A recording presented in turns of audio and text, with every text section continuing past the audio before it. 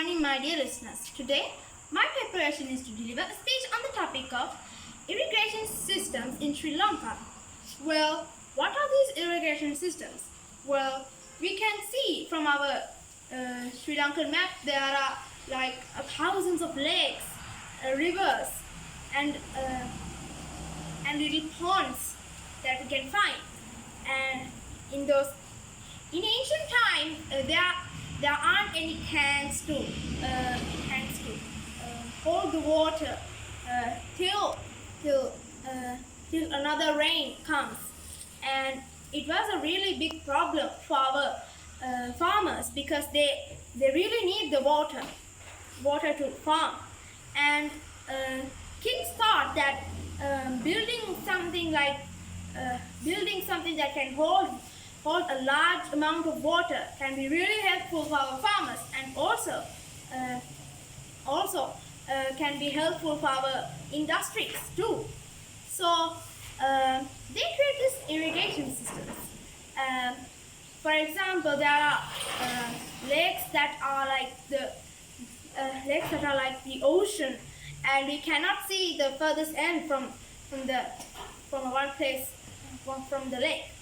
And seeing those lakes nowadays, we can't imagine how they were built because there weren't any mechanical instruments for their use, and they built those irrigation systems with their own bare hands.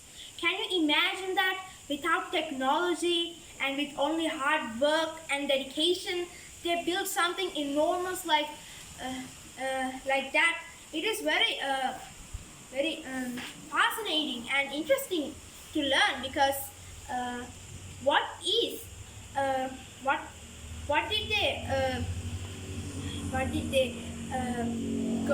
how did they got the strength to do that, the mindset, and how did the king pay for those who work there. And it is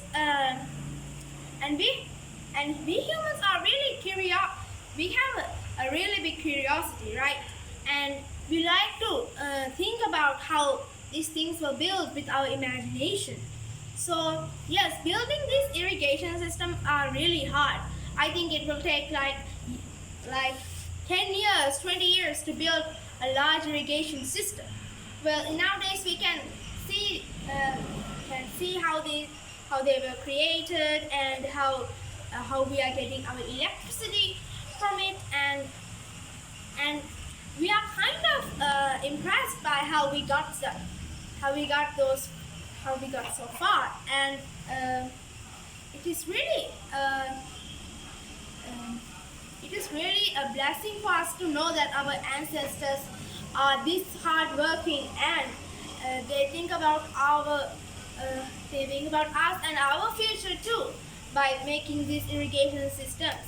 And all around the world we can see so many different types of irrigation systems, and even and in Sri Lanka we have a little piece that is created by our own engineers in the past, and we are really proud of that, and how